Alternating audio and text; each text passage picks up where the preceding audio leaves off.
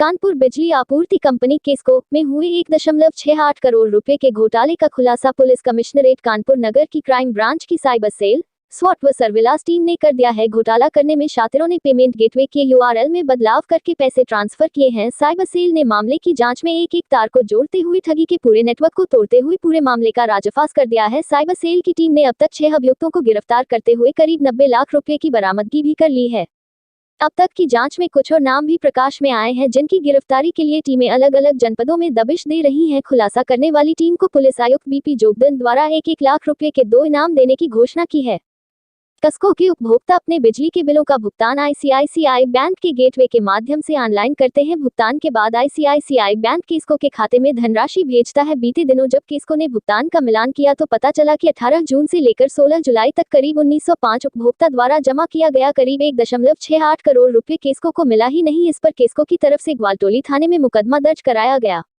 उसमें कहा गया कि 18 से 23 जून तक केस्को के 679 उपभोक्ताओं के 44.92 लाख रुपए आईसीआईसीआई बैंक के गेटवे में छेड़छाड़ करके दूसरे खाते में ट्रांसफर लिए गए। इसके बाद 1 से 16 जुलाई तक 1102 उपभोक्ताओं के जमा 1.03 करोड़ रुपए उसी तरह की चपत लग गई। 17 जुलाई को एक उपभोक्ता के भुगतान का सत्यापन और बैंक खाते में आए भुगतान का मिलान कराया। इसमें ये सामने आया कि बड़ी संख्या में उपभोक्ताओं ने भुगतान तो किया है, लेकिन धनराशि बैंक ने ट्रांसफर नहीं की है। पता चला कि गेटवे में छेड़छाड़ कर दूसरे खाते में करीब 1.68 करोड़ रुपए का भुगतान लिया गया है। साइबर सेल ने जोड़े सभी तार। 22 जुलाई को मुकदमा लिखे जाने के बाद पुलिस कमिश्नरेट की क्राइम ब्रांच की साइबर सेल ने मामले की जांच शुरू की और एक तार जोड़ना शुरू किया। इससे सामने आ रही जानकारियों पर साइबर सेल समेत पुलिस की 4 टीमों को मेरठ, बागपत और उसके आसपास के शहरों में भेजा गया। वैज्ञानिक व के इलेक्ट्रॉनिक साक्ष्यों के आधार पर हुई जांच में ये साफ हो गया कि यह काम हैकर्स का है।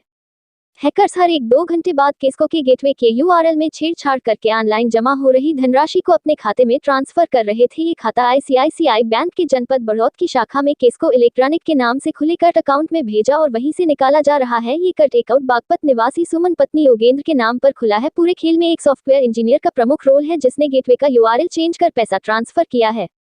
बिजली ठेकेदार भी शामिल। अब तक की जांच में सामने आया कि बिजली ठेकेदार विवेक शर्मा ने बागपत में बैठकर 22 खाते खुलवाए थे। खाता धारक सुमन और उसके पति योगेंद्र को भी साइबर सेल ने पकड़ लिया है। योगेंद्र ने बताया कि वह बिजली विभाग के ठेकेदार विवेक शर्मा के संपर्क में था। उसी के कहने पर योगेंद्र ने केस्को इलेक्ट्रॉनिक के नाम पर खाता खुलवाया था। इनमें से पैसा निकलाने वाले 3 आरोपितों को भी साइबर सेल ने दबोच लिया है। अब तक की जांच में कई अन्य लोगों के नाम भी प्रकाश में आए हैं। उनकी तलाश में पुलिस टीमें दबिश दे रही हैं। Bite BP Jogdand, police commissioner.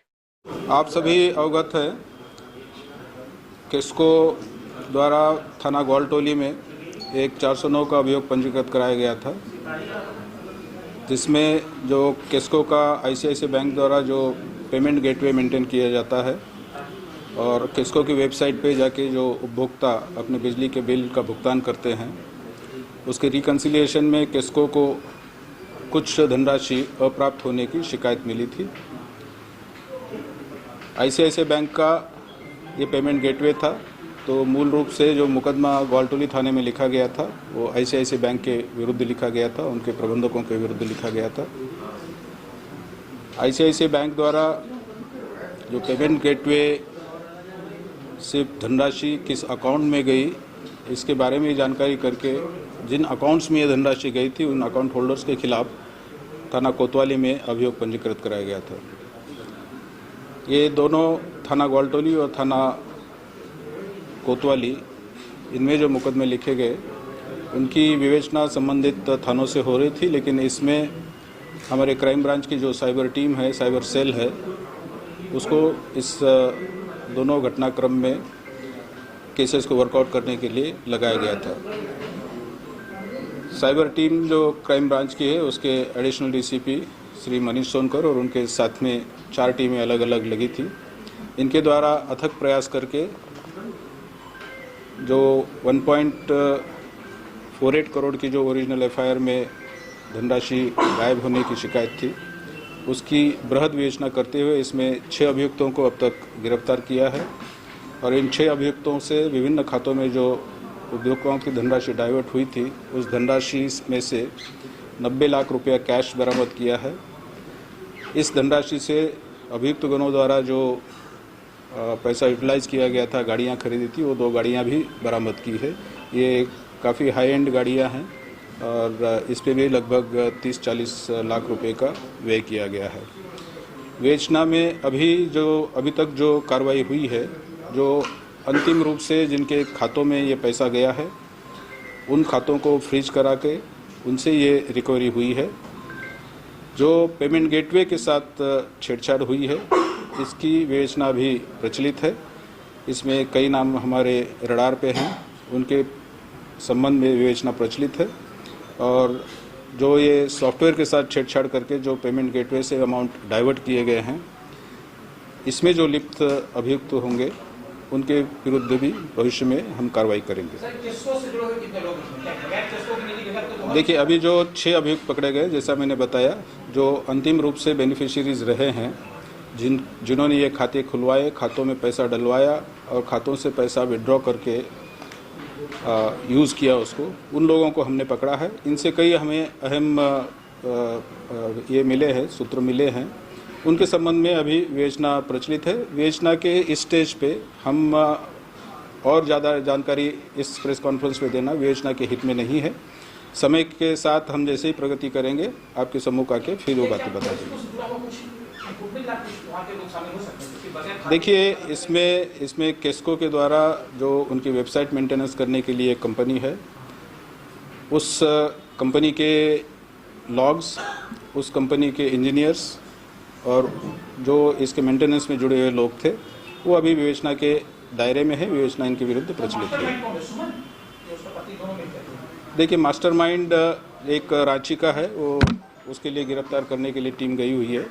बाकी जो अभियुक्तगण हैं यहाँ पर, उनमें से भी कोई अंतिम कड़ी वाले लोग नहीं, बीच की कड़ी के भी लोग हैं जो यहाँ गिरफ्तार हुए हैं। जो टेक्निकल डिटेल्स हैं इसके संबंध में हमारे एडिशनल डीसीपी क्राइम आपको और अधिक जानकारी दे सकते हैं।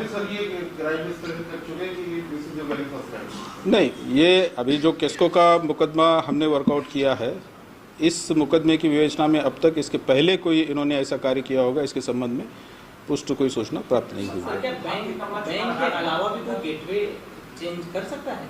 देखिए, ये एक टेक्निकल चीज़ है। एक स्टैटिक गेटवे और डायनेमिक गेटवे, ये दो अलग अलग चीज़ें हैं। डायनेमिक, इसमें यूआरएल डायनेमिक होता है, वो पेमेंट गेटवे कई तरह के यूआरएल्स आइडेंटिफाई करता है।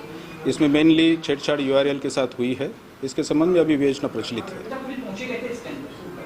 हम जिन अकाउंट में पैसा गया है, वहाँ से शुरुआत करी है क्राइम ब्रांच ने। जिस अकाउंट में कोतवाली में जो मुकदमा लिखा गया था, जिसमें आईसीआईसीआई बैंक द्वारा केस्को इलेक्ट्रिकल्स नाम से बागपत बड़ौत में जो अकाउंट खोला था, वो सूचना उसमें दी थी। वहाँ से कार्रवाई शुरू करते हुए क्राइम ब्रांच ने ये खुलासा किया है।